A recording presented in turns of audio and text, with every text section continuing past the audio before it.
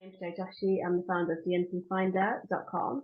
Today we are doing a bit of a catch up with some lovely ladies from the startup kind of entrepreneur kind of mindset.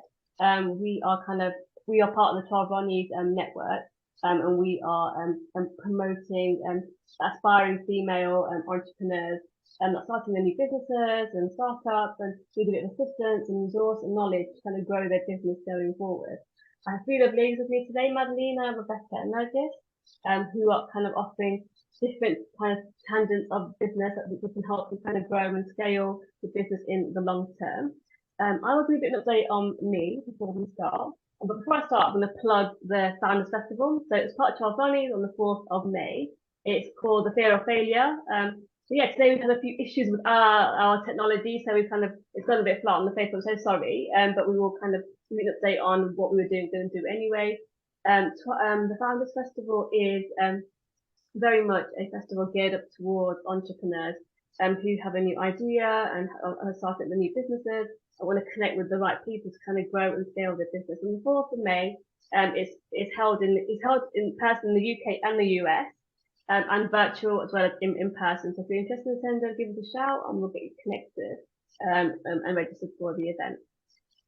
Before I hand over to my lovely team today, I'll do a bit on DMC Finder. We're a pandemic baby, so we started after during the pandemic as a little idea to connecting destination management companies to event planners across the globe. Over the pandemic, the event industry was hit really badly. Literally all events, travel, events, everything was stopped. And a lot of the DMCs, the way they work, basically work on a commission basis. So for 2 years, they had no income coming in because overnight the whole industry just was standstill. So with DMC Finder, we are kind of offering a service where they can reach new markets at an affordable price, but still grow their businesses from global markets. I've had a right journey, so it's kind of been a real startup kind of rocky journey across the board. I've had every issue that you can imagine, from tech to kind of my website breaking down, basically to kind of get new suppliers on, people to trust your service because you're so new in the marketplace.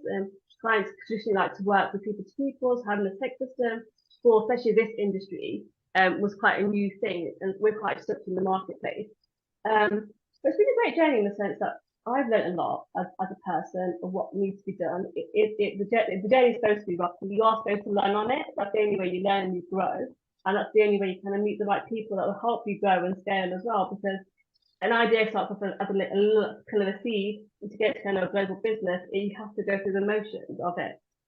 And that takes me on nicely for me kind of working with VAs across the globe. So I work with VAs based in the Philippines and with the lovely Madalena based in Nairobi in Kenya. I would hand it over to Kenya to Madalena now, who will kind of go through how she works with different kind of sectors, industries and destinations and countries so that her business is viable, and how we work together as well. And for me, it's amazing working with Madalena because she's able to kind of assist me with all of the jobs that I can't physically fit in on a daily basis. But she works with clients all across the globe. So I'll hand it over to you now, Madalena. So you can kind of go through your kind of experiences and tell us how it works for you too. Thank you, Joe. And it's amazing to see women at the forefront of developing and growing businesses. And as a VA, as an international VA, I can say it has been an amazing journey working with entrepreneurs. And it just happens that since I started this business, all my clients have been female founders. So it's just it's a coincidence, but it's also amazing working with women and bringing them at the forefront of entrepreneurship. So what I do is I started working as a VA during the pandemic. Of course, I was working previously in the agricultural sector, and based on the climatic changes and all that, it really affected businesses and we had to close the company. But now I was just at home and wondering, what else can I do? Then it came to my realization that with my experience working with startups, because I think from the years of experience that I have had has been just working with SMEs and startups. So I realized that there's a niche. I love working with people just to bring out their ideas to action, to work with visionary leaders, people who have the idea, they have the whole thing planned out, but they don't know how they can actualize it. So, and based on the fact that I'm very good in actualization and organization, I started now working with one Kenyan lady who is also in the international business. She had founded two companies, one in the UK and one in Canada. So you can imagine how hectic it is to manage both businesses. So we started out with just laying out the foundation of the business, and we scaled up till I saw the company has had first revenue. Until now, she sold the two companies. She sold it, I think it was last year. Then from there, I've worked with different clients, different industries, from tech to agriculture to human resources, and it has been an amazing journey. So what I do is probably to take you through some of the services I offer. One is personal assistance. So most of the times entrepreneurs will have so much to do. Some will have a job, a day job, and then entrepreneurship on the side. So there's a lot of work to be done. And of course, a lot of things that are not very exciting, like data entry, lead generation. There's also a lot of organization, email management, and all that is what now I'm able to come in and help you do. Sometimes to an extent of scaling the operations, in that if you want to expand your business from just the market that you had your focus in, or when beginning the business. For instance, if you're in UK and you want to expand to US or in Africa, I come in along and help you now scale up these operations by finding you new markets, by finding you an office if you need one, and also now things to do with daily logistics of the business, like scheduling meetings, booking flights, and all that. And some of the things that have come to pick along, working with especially new founders, is mental health, which is an issue that is commonly ignored. So I've become very, I would say, enthusiastic about mental health and starting a business. So what I've been doing with entrepreneurs is, like, I've been offering a service on listening. You just call me and I listen to whatever, if it's ranting, if you have to just say how you frustrated you are about a client, I offer that listening ear. I don't give an opinion, I just listen, and you're good to go, because talking it out is part of establishing a good mental, I would say, mental self-care, because in entrepreneurship it's not easy. No. The first few years it's never easy, and I'm so sure you ladies can relate to this. It's never easy. You get a client, you deliver your best, but still there's some complaint and you're really frustrated, wondering, is this course what I really wanted? And you're like, do I look now for a job and quit entrepreneurship?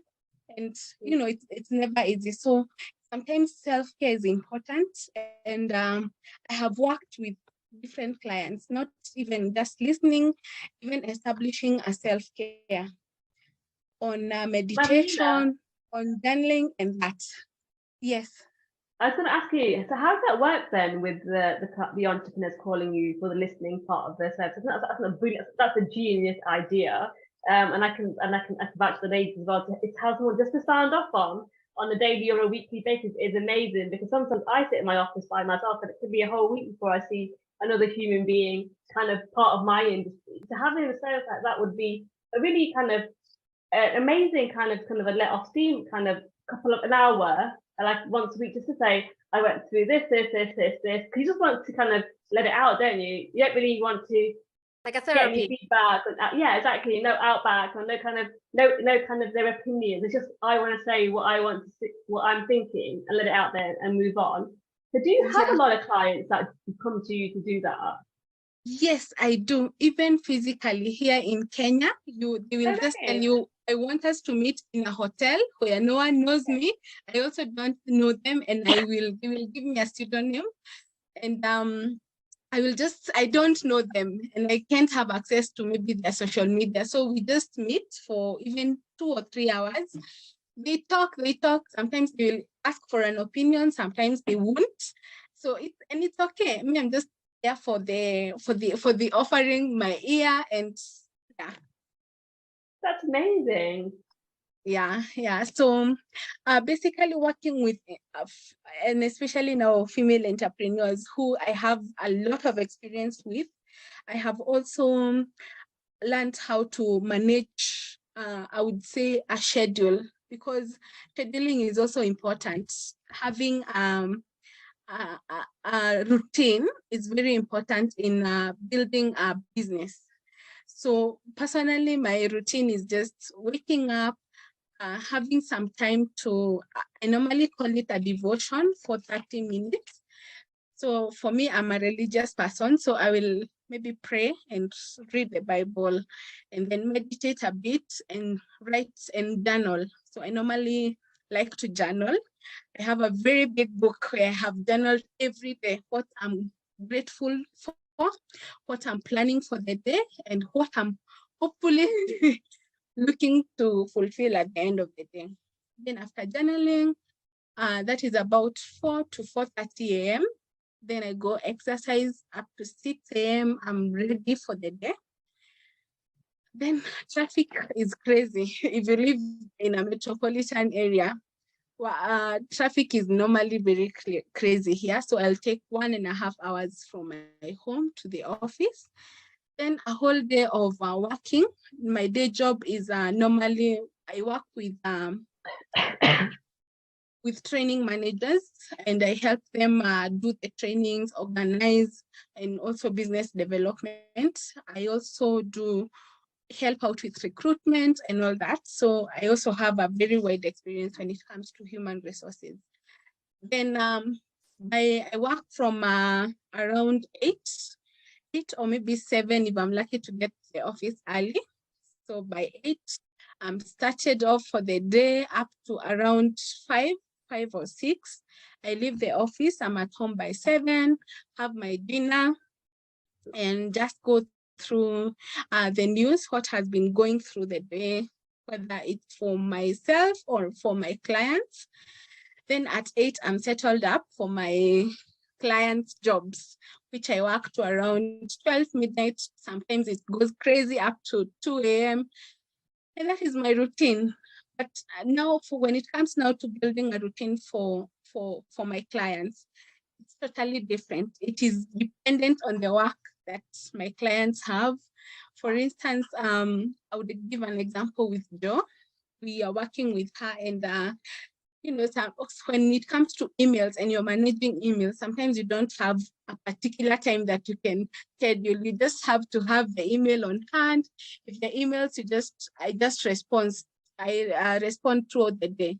But now when there are specific clients who have a project, maybe they want to deliver a project within a week, and they have asked me to chip in.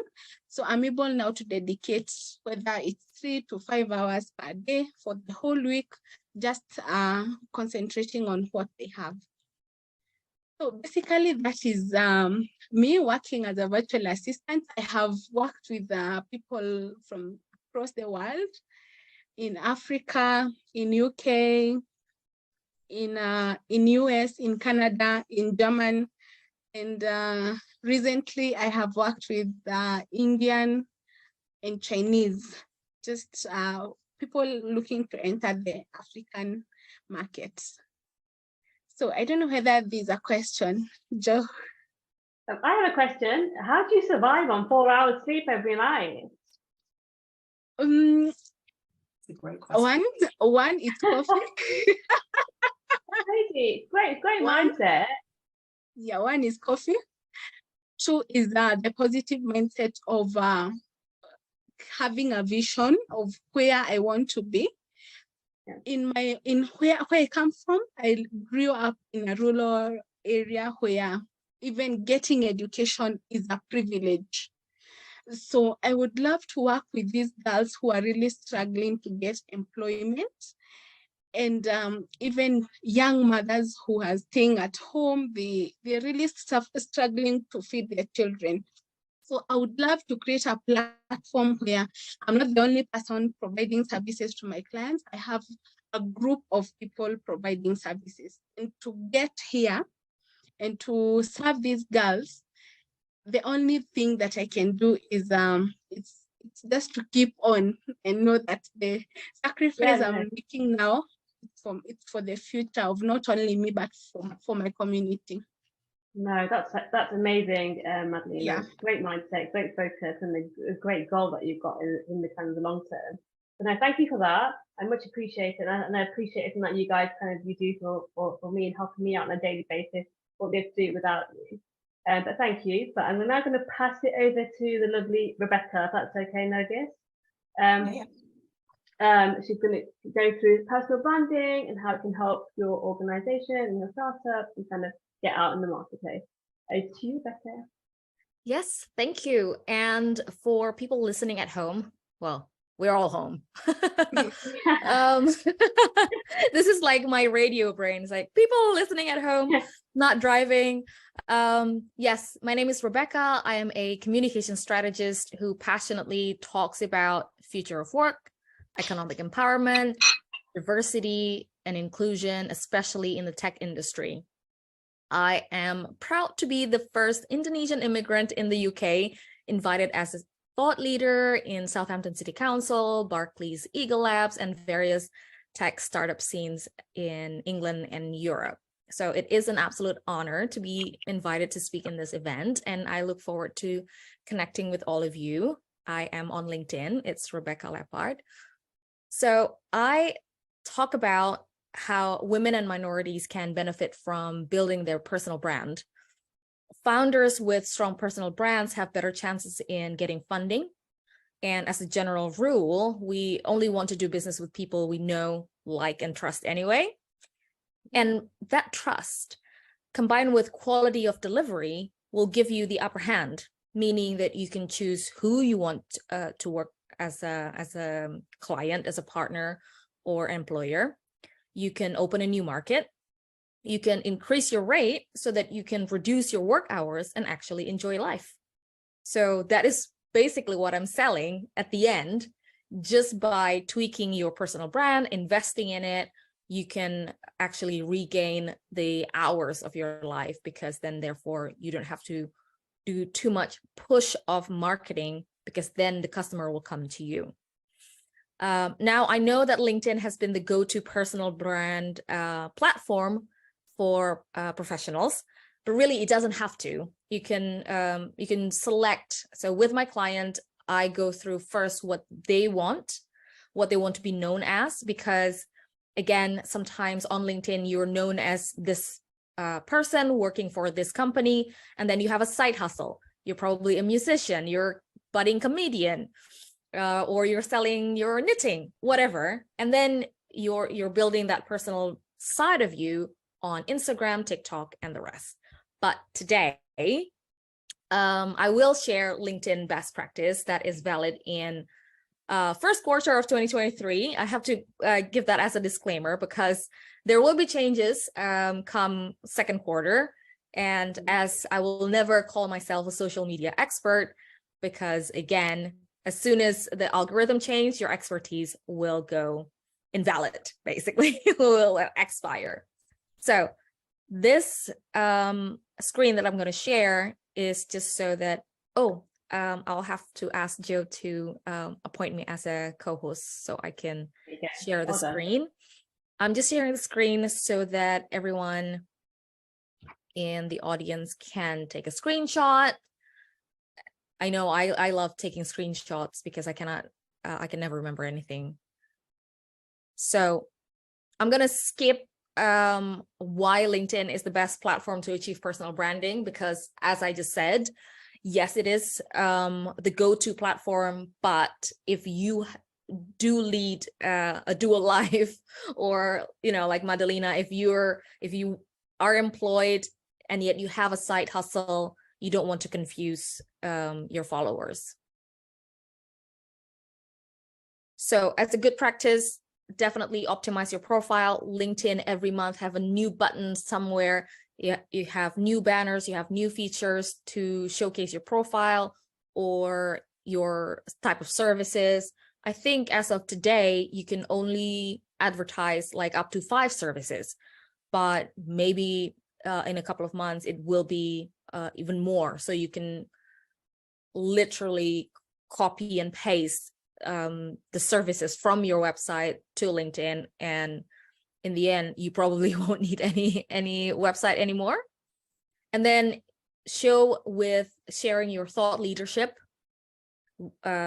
your expertise, and also your opinions about the industry, about your niche, and engage with your network. Again, it's a social media platform, therefore you want to be commenting on other people's posts. Don't be selfish. Don't put your post and then leave the platform and hope for the best. But the platform also wants you to keep engaging with other people's platform.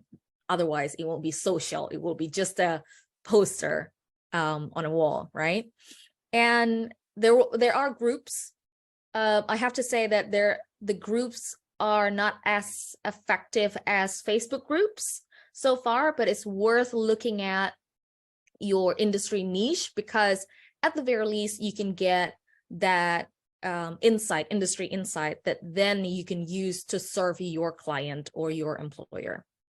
And yeah, request for a recommendation. This is it, right? We know as an entrepreneur, we want to get referrals, and LinkedIn now has a feature where if you put, you know, services that you provide, and then it has 20 slots for you to request a recommendation for your particular service. For example, if you're using a copywriting service from me, from Rebecca, and if Joe uses it, and then I can tag Joe, ask Joe to write a recommendation like a Trustpilot, and then I can immediately share it in a post that, hey, Joe just recommended me. So it is now building into a one big powerful platform where, again, you can advertise your services, you can advertise yourself as a person, and you can ask for a recommendation. So you don't have to have, you know, split. There's a Trustpilot, there's a Google review. Now, this, again, this may change in a few months, but as of now, you can post up to 5 LinkedIn posts per week. Selfies are actually recommended because we want to see more of a personal touch. So not your stiff passport like photo or your professionally taken headshot, which is great because now we don't have to invest so much. We don't have to hire a professional photographer to take 500 pictures for us to use for the rest of the year, right? We can take a selfie in networking events. We can take a selfie when we meet with our mentor, for example, and then tag her and get her audience to also see you. So that's immediate expansion. Long text is preferred. So we can always have another session about how we can then, even if we have an idea, just like 2 sentences, and then we can use ChatGPT to expand that idea. And the reason why long text is preferred on LinkedIn is because generally the platform would like its users to stay in the platform for a long time. That's every single platform, because then they can claim to the advertisers like, look, our users actually spend at least 2 hours a day on our platform. And PDF is a good format as well. It's a good break from a long text format. Long text would look like half a blog or a third of a blog post. So PDF, and it can go to hundreds of pages, by the way. But the good practice is in the tens, like 20 to 30 is a good number. If you are sharing something that is so, it serves its purpose. It doesn't mean that, oh, let's do a 30-page carousel and one page only has one sentence. That also can be annoying because then you have to scroll just to finish one article. But if you have like for example, Joe's business, here are the 20 best restaurants to visit when you go to the Arabian travel market in Dubai. Then when you go there, oh, Joe has given me a list of 20.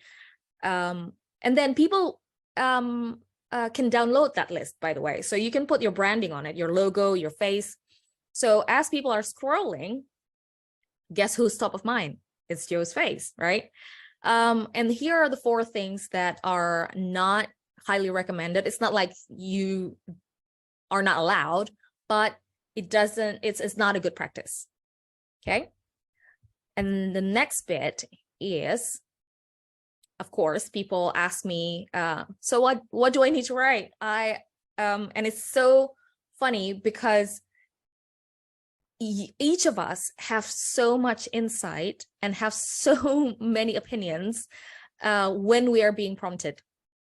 So I work with my client to get these things out, these 3 things that I'm talking about: the educational posts, the testimonials, how they work with their clients and their personal journeys. So when I work with a client, I actually interview them to get that knowledge out, to get that story out. And then I write those nuggets of knowledge and that mini stories for them. But the content is actually from their own experience, their own brain. I'm just almost like the ghost writer. And then I will tidy it up using AI so that it looks nice. And because English is not my first language either, so AI will take care of the grammar for me. And then suddenly, my client will say, I do have a lot of things to say, right? So we just need prompts. There is also a service out there. I can't remember the name of the company, but their company, what they do is to send out prompts, like literally, hey, don't forget to post about your workout session this morning. So that is their whole business. That is just to show you how A, personal branding is definitely the future, and B, we all have content inside of us. We just need to be prompted and triggered in a good way. And here's the thing that people often forget on posting. We should end it with a call to action. And the call to action doesn't have to be like, buy this for me or book now. Of course, if you are promoting an event, yes, sign up today. But when you're telling a story, your personal story, your failure, your business failure, and what you've learned from it, then you have to empathize with your audience. At the end of the post, the audience will think, all right, so what? And then you can then say either follow me for more of this failure Friday story, for example. And people like that. Misery loves company. And we're all, despite our mascara, we're all miserable. It is England, first of all. The weather is miserable. But yeah, so a good CTA could be like, if you are a career coach, for example, say, start your career switch journey with me today. Or follow me to read, every Monday I do this. Or every Wednesday I post about 10 greatest holiday inspiration, things like that. But again, then you have to be consistent. So your audience is not disappointed. Oh, it's Wednesday. Where's my tips? And yeah, you can also then tease your audience with like a freebie or a free trial, things like that. This is the one thing that a lot of businesses complain like, but Rebecca, I don't have any conversion. Well, did you invite? your audience to actually convert. The CTA has been missing. So that is my the QR code to my LinkedIn. If you're watching at on your computer, get your phone up, open the camera, you can scan this. And if you want to know how I got this QR code within literally 2 seconds, I can show you right now. And after that, we can always go. So here, so you go to, so you go to your search button, search bar, and you click, right? You click, there's a little QR code at the top right, and then voila, that's your QR code. Honestly, seconds, right? You have absolutely no excuse not to be walking around with your QR code as your phone wallpaper. I'm just trying to get, there you are. So you can see my phone wallpaper has this. So when I go networking, I don't go around giving away business cards anymore. Because guess what? Yeah, Rebecca, that's a brilliant genius. It's because so good. Then exactly, just like that. My only problem with that is that I forget things. I remember going to a business conference. I invested a lot in printing a flyer with the QR code, and I left it. I bloody left it at home. Oh, but no. You will never leave home without your phone. So that's how I just hack my own clumsiness. So I have it as a wallpaper of my phone. So when I talk to people, I immediately just lift it up, have them scan it. And if the situation is not hectic, I would immediately actually send them an email, a message on LinkedIn, just so that when I come back home, because follow-up is also our biggest weak link, right? We meet people, we forget to follow up. So what was the point of the networking event, right? So if I send a message like, hi, nice to meet you just now. And then tonight or tomorrow, I can go back to my messages and say, oh, I did meet with this person. And then I can continue the conversation there. Yeah. So like, hi, if you remember over coffee or over booth XXX, we talked about how we could partner. Can we pick up on that? And so on. So there it is, my speedy lecture about LinkedIn. And please, if and when we meet next time, or in this particular event that we're going to do in a couple of weeks, come ready with your questions, and I'll be here to answer your burning questions about personal branding. Thank you so much. Thank you, Rebecca. That was brilliant. That was so good. Thank you for all those tips as well. I think I'll use a few of them as well. I've noted them down as you've gone through them. So thank you very much for that. So appreciate it. I will now kind of pass you over to Nergis, unless anyone's got any questions for Rebecca before we start. Probably I could just ask one question to Rebecca, because I offer social media management as one of the services. And one thing I've noticed with clients is cloud chasing, where they are copy pasting a post based on the fact that it had so many responses or reactions from their audience. So, and they write at the end, copied. I have seen a lot of that, and also a lot of resharing of. I know you've said we don't share videos, but a lot of resharing. Maybe a video that was interesting, it's reshared. Yeah. What could you say about that? About the resharing? Well, first, the rule of thumb is with any communications is do what works with your particular audience. You know that when you're talking to, we all have girlfriends. Yeah. And we know that there's a girlfriend that you can immediately say, hey, girl, stop wearing that necklace. It's ridiculous. And there are other girlfriends that, maybe you should do this. So we always tailor. That's one. And two, about like videos, for example, the reason why video doesn't work so well on LinkedIn particularly is most people put their YouTube link directly on there. Mhm. And because it is the easiest thing to do. And again, what platforms don't like, any platform never like for you to take away the attention, because what you're doing with this video link is for the audience to click and go away from LinkedIn and go to YouTube or TikTok and whatever. So if you do want to do video, do it organically, upload it onto the platform as opposed to the link, so that they so you will have to do a bit of a homework of editing the actual YouTube post or YouTube video and make it like a 60-second video as a preview. And then on the comment section, remember I said don't put link on the post. On the comment section, you can say, hey, if you like that clip, this is the extended version or the complete version. Here's the link. So that is a way around it. But again, if your work speaks better with your audience with a video, for example, if you're a makeup artist, who doesn't love the before and after video, right?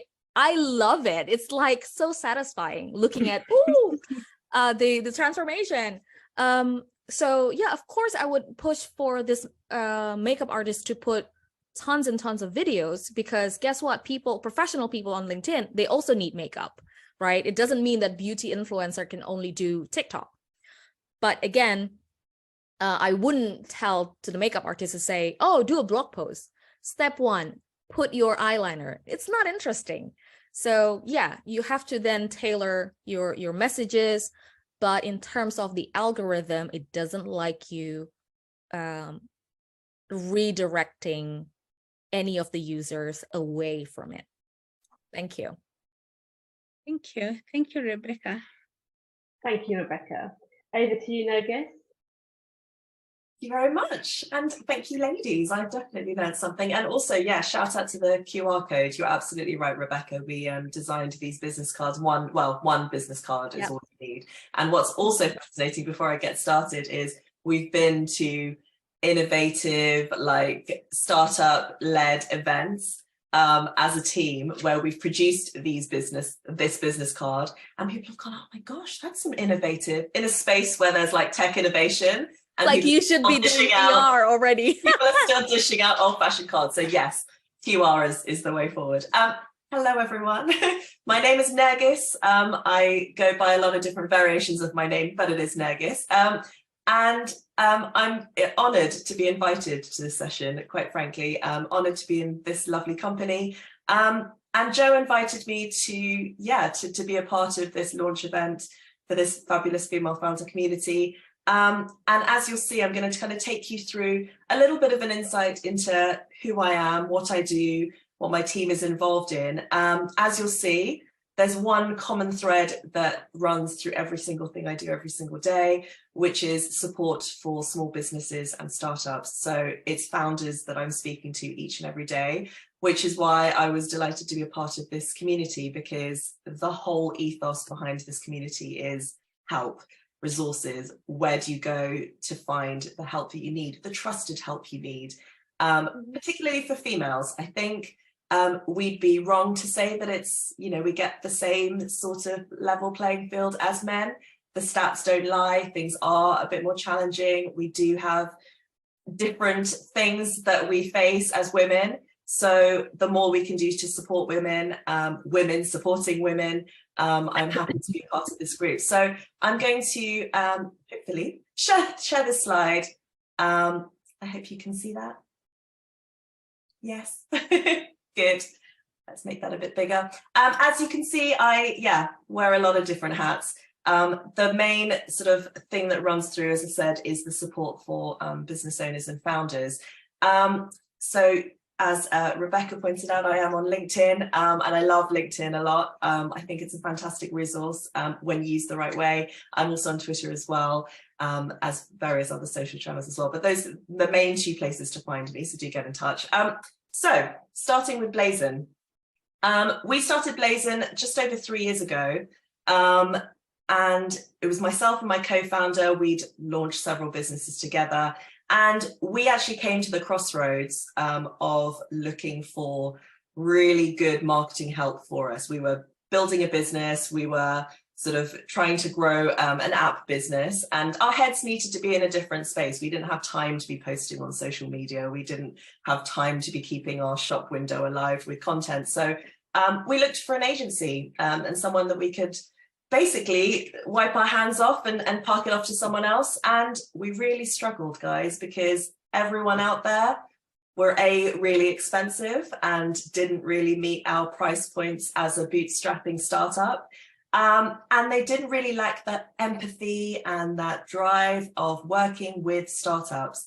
And as we all know, the people that are joining this call and listening in afterwards will attest to, it's tough, right? You have a plan in the morning, and by the afternoon that plan has changed, and things are like a rocky road up and down, and I can see nodding heads on my screen. So you all get it, and we all live that life. So as a startup founder, you need someone who can respond to those changes, and we really struggled. So we set up this company with the sole focus of we're going to make ourselves the marketing destination spot, but for startups and small businesses, and do what that market needs us to do. We were chatting to many founders who said, yes, that's exactly my challenge. I know that I need to post on LinkedIn. I know that my Instagram sucks, but I don't really understand how they work, or I certainly don't have the time, or lots and lots of stories came out. So yeah, we launched just before the pandemic. We've been on our own wild adventure growing Blazon into the company it is today. I'm super proud of it because we, as I said, speak to founders each and every day, learn about their journey, and are able to support them with really great social media content that's striking, that's consistent, that plays to what they need us to do, and deliver a service that's for founders.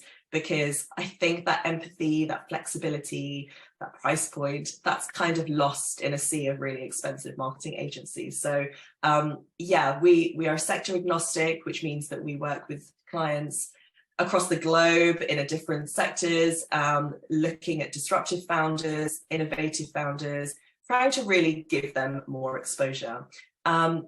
Thinking about the marketplace at the moment, I loved your presentation about personal branding, Rebecca, because it's what we talk about a lot within our company, within clients as well. But on a wider scale, it's how to kind of translate what you're doing in a world where tech is very much, we are talking about tech very much now, how that's affecting social media. And for founders, what do they do with this juggernaut of, a lot of people are talking about ChatGPT is one of the big things at the moment, from the marketing community. Oh my God, does that mean we're out of a job? For founders who look at it and think, oh, well, do I use this to write my posts? The easy answer, guys, is it's a fantastic piece of tech, but it will never replace humans. And I can tell you that because we've used it, we've understood its capabilities, but we're also learning about its limitations. And I think the limitations are really the key point to kind of keep in mind. Tech is fantastic. We've just been talking about QR codes, but it's a way to embrace how to kind of live comfortably with the tech that's making our lives easier, faster, cheaper, more sustainable. And that's what we really focus on, because we are very niched into supporting startups and small businesses in terms of the social media and content marketing service that we provide. It's very much catered to, right, what's the market looking at like right now? What kind of things, what kind of trends are coming up right now? How is that going to affect the entrepreneurial startup community? And how do we have to change and adapt what we're doing to respond to those changes? To give you an example, one of the big things that clients come to us to talk about is how to grow and get more exposure online organically, and doing it on a shoestring budget.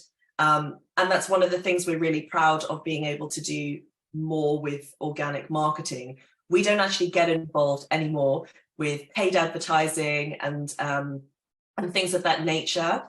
A, because it's very expensive, and B, more importantly, it's very expensive to get right. There's a lot of testing involved. The algorithms are constantly changing. It's very difficult to know whether you're speaking to your target customer or whether you're speaking to Instagram's algorithms, and who to satisfy and how to get it right. So we've sort of stayed clear of that, again, because we're only focused on founders and small business owners.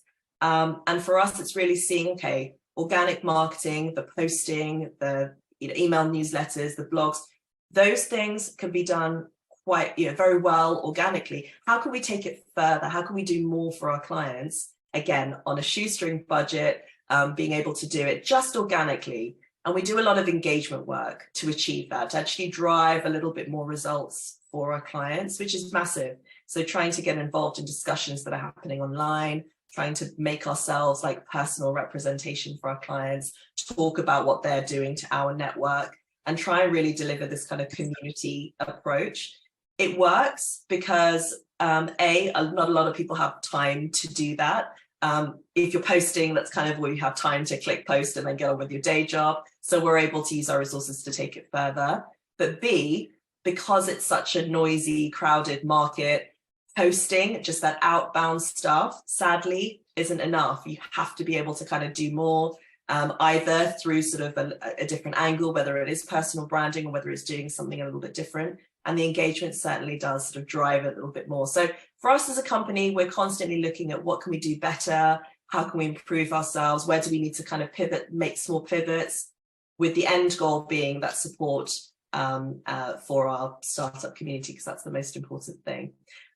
Quickly kind of moving on, because I'm conscious of time. We also launched a podcast about 2 years ago called Let's Talk Startups. Clues in the name. It's all for startups. And myself and my co-host, we listen to a lot of podcasts. We love them. And they're a fantastic resource.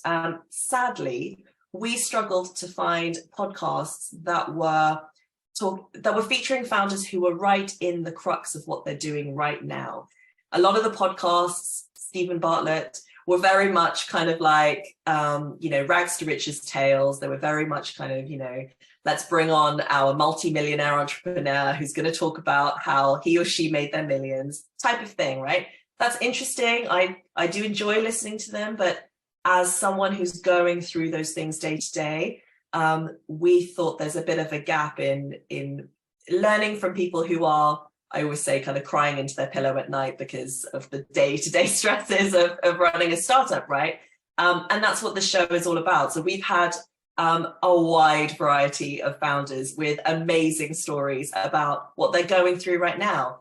I'm speaking to investors and it's hell because of XYZ, or, I'm trying to figure out my marketing and we did this and I lost a load of cash. Stories about what they're doing right now. And that's what makes the show, we think, quite unique. We love doing it. The best part for me is every single conversation I learn something. So even regardless of our listeners, for me, it's like every day is a school day. So I love it, and do give it a listen. Dassos is a fairly new venture, and I'm enormously proud of it because we are always thinking about startups. We're always thinking about founders and always thinking about how can we do more? How can we build up an even bigger community and strengthen it? And Dassos was born from a way of thinking, right, okay, what can we do for the people out there, the founders out there who have a question? They might just have something simple like, does anyone know of a really good website designer? Or I'm just fundraising. Can anyone help me with my term sheets? Do you know anyone who can write specific questions? They might be bigger questions. We've had people come to us say, I'm just about to launch my company and I really don't have a clue. Can anyone kind of point me in the right direction? So they might be slightly larger questions. But where do you go to actually find that trusted help? Communities like this that we're launching today are fantastic, and we need more help, right? We need more places that you can go to and ask either those direct questions or bigger questions and open up this conversation for people to come and offer you support, right? I'm struggling with trying to organize my time. Does anyone know a great VA that I can go to? Obviously, I know who to contact now, and stuff like that, right? So Dassos is basically almost like an introductory type service. You come to us with your question. Do you know a great VA? We have a huge network of, I want to say, service providers and suppliers. Each of those people have been verified. So we make sure that, can they work with startups and small businesses? Because that is very, very important.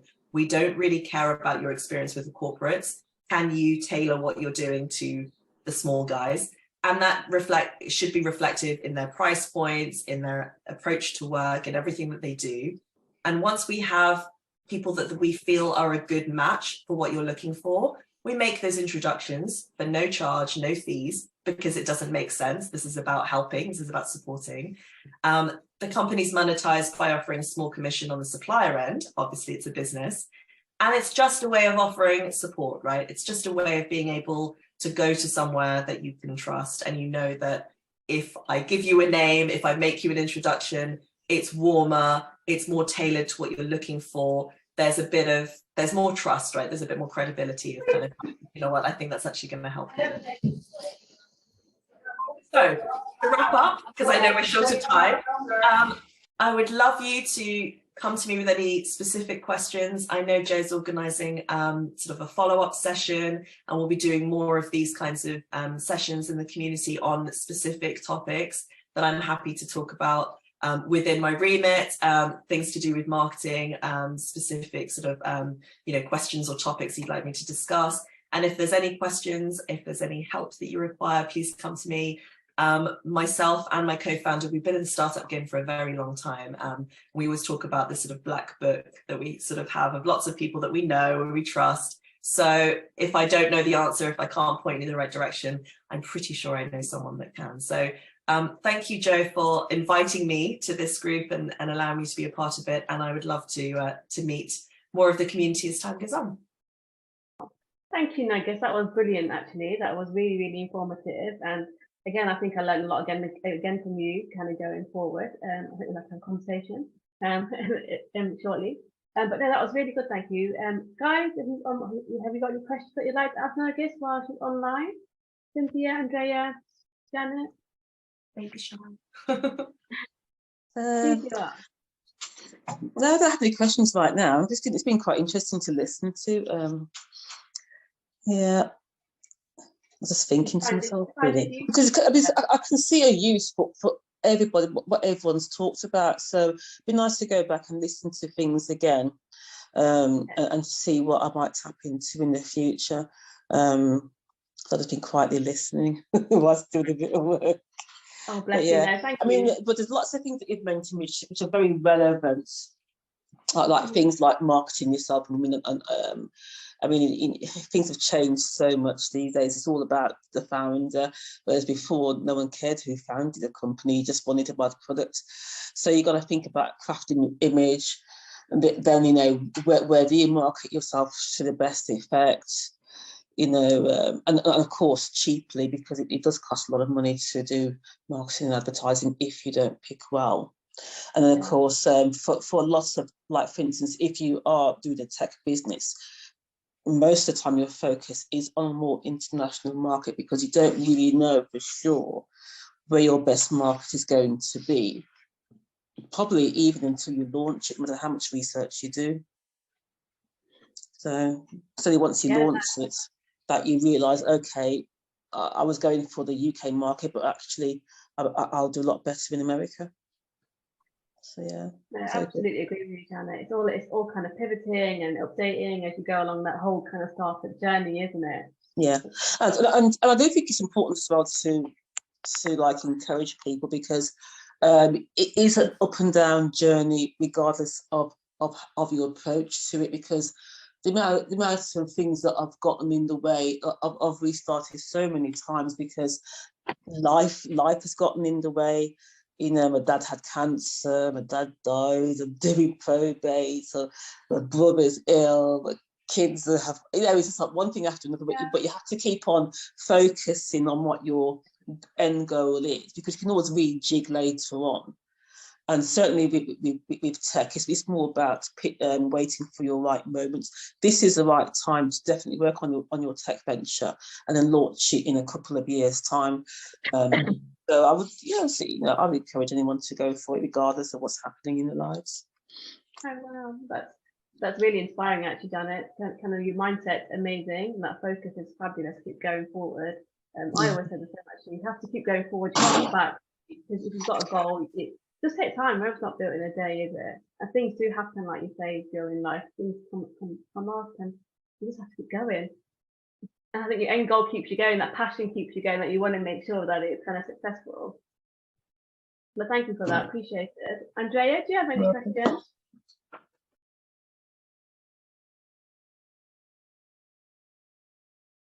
Sorry, I was just struggling to get off mute there. I only joined not so long ago, but is it Nargis? Am I pronouncing it right? It would.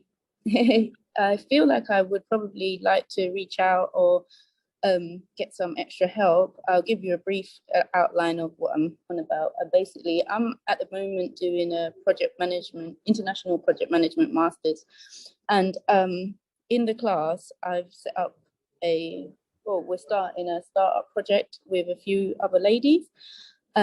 So basically, we're doing it with, oh gosh, sorry, I had a call coming through. So we've starting a project management agency. Like I said, the idea came to me in the class. Obviously, there's all these project managers that's gonna want employing, most of them anyway, by September. And, putting our heads together, we came up with the USP of inclusion. So by offering like job share roles, focusing on job share roles, I think we've really sort of landed on something there.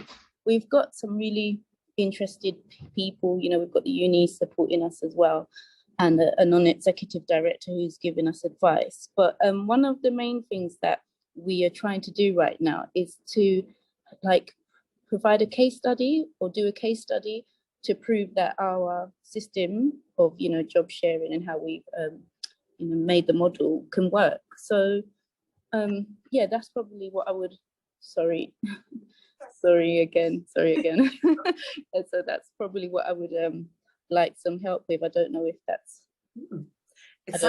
something.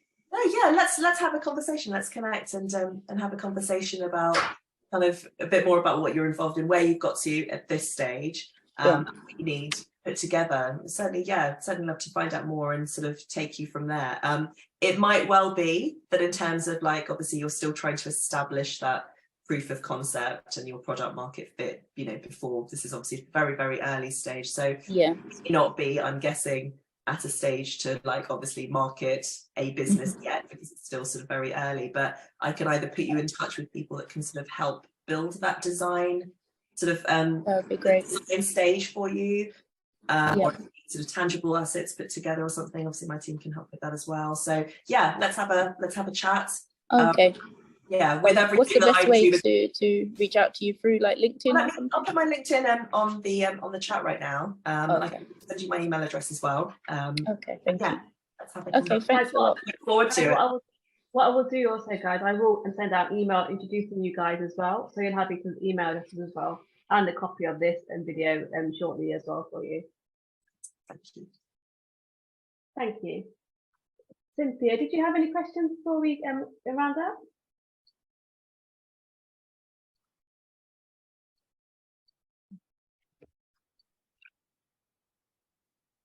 I don't know if people can hear us, but no, I'll take that as a no. But thank you guys, everybody, for your time. Much appreciated, and I hope you found it useful. It's been amazing. I think I've learned quite a lot this afternoon as well from you guys, so it's been fantastic. Thank you. We will be doing these monthly kind of catch-ups with different themes through the startup journey. So feel free to catch up with us on a monthly basis. And we're sorry again for the kind of a few technical issues that we've had today. Hopefully you'll find this useful. It's got a lot of great content, a lot of great ideas that you can utilize in connecting with Madalena, Nergis and Rebecca as well for any kind of help and support going forward. And they'll be more than happy to help you guys out as well. So thank you very much, everybody. I appreciate it. Thank you, Madalena. Thank you, Noga, for your time too. Sorry again for the issues that we had earlier today, but hopefully next time that won't happen again. Thank you. Noga, can you hold on 2 seconds as well? If that's okay. Thank you, guys. Thank you, Janet. Thank you, Cynthia. Thank you, Andrea. Thank you, Madalena. I'll catch up with you as well later, but Andrea, I'll give you a buzz shortly. That's okay. Okay, thanks for that, guys. Thank you, guys. Appreciate it. Bye.